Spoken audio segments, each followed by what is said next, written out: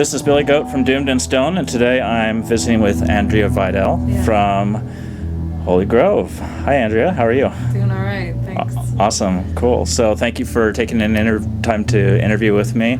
And we're at the Star Theater in Portland. This is my first time here. I'm very excited. Theater. Great. Love this venue. Yeah, and you guys are going to be opening up for Witch Mountain tonight. Yeah. Very, very happy about that. Very excited to have these guys back in Portland. Where they're, Definitely. Have you played with them before? Yeah. We the last time we played with them was for Hoverfest. Okay. And then we've played with them at Plan B, or White Owl Social Club now. Mm-hmm. And we've played a few shows with them. It's always been great. Cool. So tell me what's been going on with Holy Grove. Let's see. Well, we just finished the record, and that's probably the biggest achievement that we've been able to check off our list. We've worked on the record for a good amount of time, but we've had so many great shows in between then, and just being done with it and feeling really, I guess it's just, to us, just feels like a new chapter is going to be starting for us. We're pretty excited. I'm very excited. Yeah. So can you tell me about the recording process, sure. where you recorded it, who produced it, and all that good stuff? So we recorded at Type Foundry Studios, and we recorded at Everything Hurts, which is Billy's home studio, and we recorded at Toad House. This would be Billy Anderson. Billy Anderson. Cool. And then Toad House is Adam Pike. Yep. And right on. Michael Moore, who also works in the studio. We recorded all the drums and all the bass at Type Foundry. And then we kind of broke up what needed to be recorded when. And we were very fortunate to have an open schedule where we could schedule time throughout, the process to get everything done that we needed to. So. Yeah. Very cool. Yeah. Yeah. So tell us about how the band came together. 'Cause I'm really curious. Is this your first experience with a rock band? Yeah, it is. It definitely is. It's not my first experience, I would say, being familiar with bands and music. It's always been a real passion of mine, but it is my first kind of putting myself on the stage rather than being the one that sees the bands. Yeah. And I think I just kind of made that decision. I had seen, I believe it was Blood Ceremony, play the Hawthorne Theater 3 years ago. Wow. And I was like, I'd love to play a show with them. I mean, that's me dreaming big or whatever. And so I just put my feelers out there, and I met Greg and two the founding members of Holy Grove, Sam Bogus and Craig Bradford, who no longer play with us. But the four of us just got together in a room and just jammed it out with no blueprint of what we wanted. I mean, we had an idea of the music that we wanted to play, but we couldn't have imagined it would have gotten us to where we are right now. Yeah. And we've just been playing live. We had a little demo. I think that maybe you heard that. We had a 3-song demo because we needed to get gigs. Yep. So it's hard to get booked by me assuring you we're good. Yeah. I think you'll have, and that's actually how we hooked up with Witch Mountain, because Nate Carson got a hold of our demo and booked us with Aranya, which is Uta's other band, and Witch Mountain. And so we kind of rode that wave, and this is our first professional recording. Very cool. Yeah, just a bunch of like-minded people. It was really wonderful, because it didn't. Yeah. It just, we're all really passionate about the instruments that we play. No one had to be pushed outside of their. I don't want to say not pushed outside of their comfort zone, because we constantly challenge ourselves, but we're very comfortable, or at least learning to become more comfortable. Yeah, you're definitely one of the more unique bands on the horizons right now. Thank you so much. I think it's a great time for you to be breaking out onto the mainstream scene. Yeah.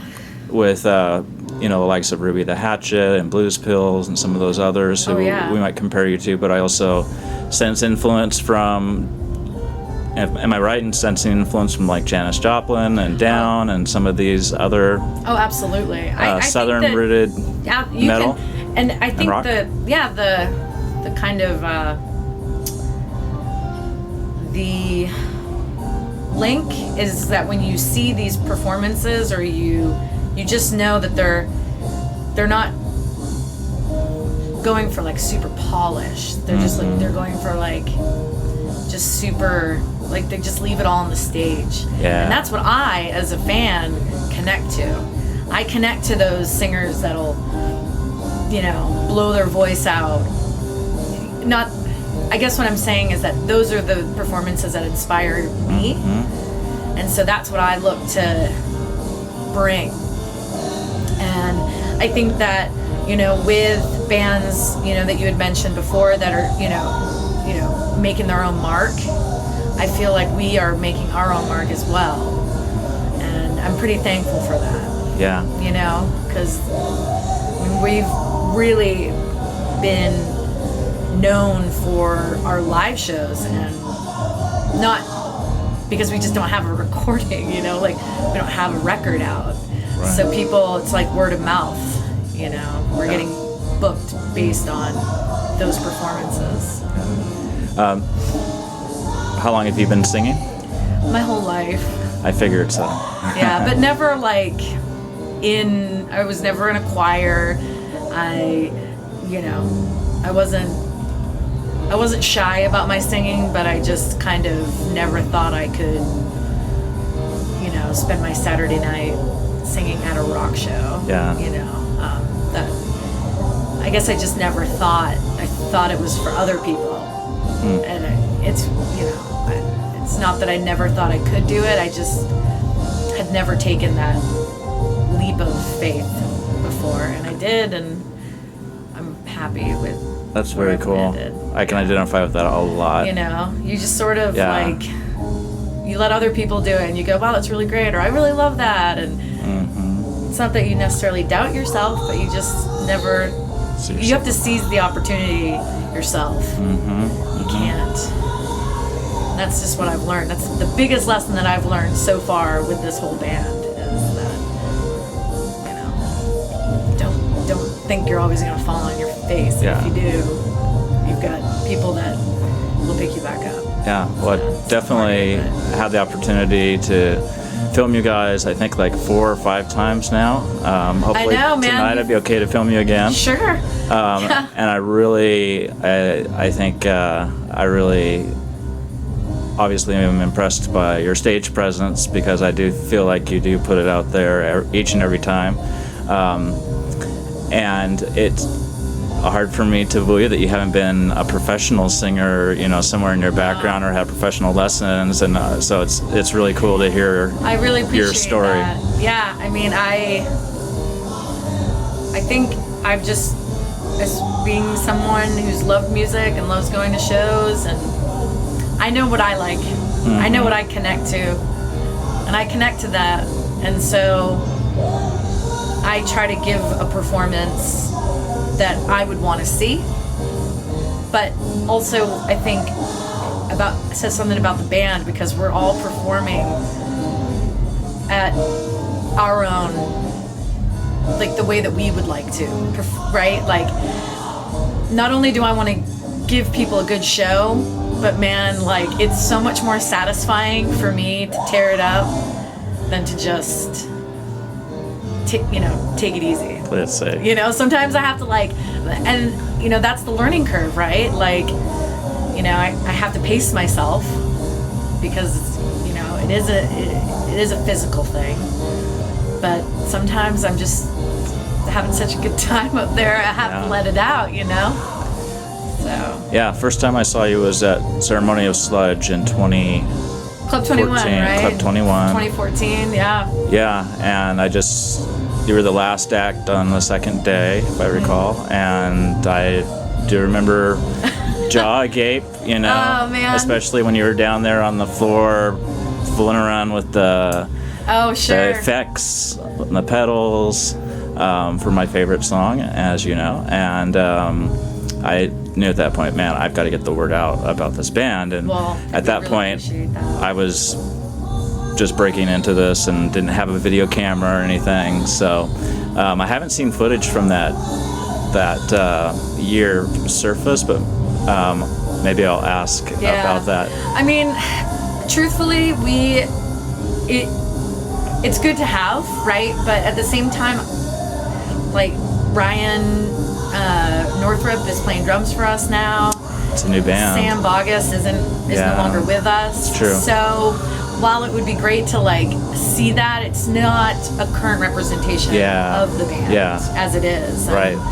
You know, I think you've done a really great job at documenting the transition, and you know, I think what Chris Jr. did in Seattle was a really great opportunity to kind of film us. I mean, it's live for us, but you know, you definitely, I think, you know, you seeing us as many times as you have, I think there's that energy that you get from the people that are seeing you. So it is a different live recording. Right.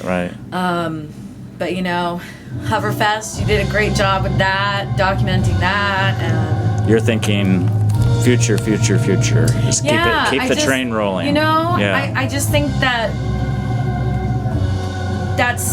you should. I want people to expect more from us, you know, and I think that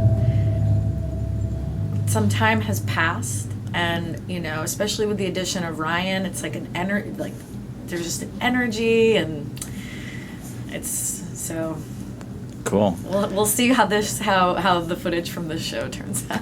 Okay, right on. And then I guess so I allow you time for your show prep. Can you tell me a little bit about what your routine is like? Yeah, I'm really curious. I do have I do go to I have a vocal coach. Cool. His name is Wolf Carr. And I encourage anyone that does anything with their voice to get lessons, because it's important for you to understand the anatomy, and then you can understand your own voice. And so I've hooked up with Wolf while I was recording the record, and I have a warm-up that he recorded with me. And so whenever I have a show, I always do the very, you know, when you think of vocal warm-ups, all the scales, all the weird mouth noises, all of that. It helps with range extension. It helps with stretching out the muscles, and there is a reason why you want to warm up. I usually will either eat an apple or have like a Jolly Rancher. That makes sense. Because it helps keep everything lubricated. And then probably right before I go on, like a shot or a beer. Yeah. Just to ease the nerves a little bit. Totally. You know? And remember that we're there to have a good time. Yeah. I'm not there to convince or to, you know, not let people down. Exactly. So it's really important that I warm up, because there is a big difference from when I did warm up versus when I didn't. And when I didn't warm up, I would not have much of a talking voice afterwards. Yeah. So I'd be the first one out of the venue. And then when does the record come out? Do you have a date for that yet? TBA. Okay. It's done. It feels so good. As much as I loved recording, because that whole process is really it's I don't want to say once in a lifetime, because ideally there'll be a second album after this. But it is such an amazing thing to get up and be like, well, we're going into the studio today. Yeah. But it is done. We are hoping to, work with a label, and hopefully have some sort of release. I mean, obviously those are the next steps, but there isn't a date that it's coming out I can say confidently 2015. There's like, it's all cement, knock on wood, but yeah, it is done, and yeah. I know. I wish I could say definitively a time. Yeah. Well, I'm beginning to understand. And we want people to hear it, you know, because it really is, to us, such a gift that it's so corny, I know, but like we really do want to share it with the people that have supported us. It's the one thing that we can give people to listen to as many times as they want. Yeah. It'll be worth the wait. Yeah, I really think it will be. I mean, everyone that worked on the record really put everything into it, and it hopefully will not disappoint. Cool. Well, Andrea, thank you so much for taking time today. You. Yeah. It's great talking with you, Billy. Right on.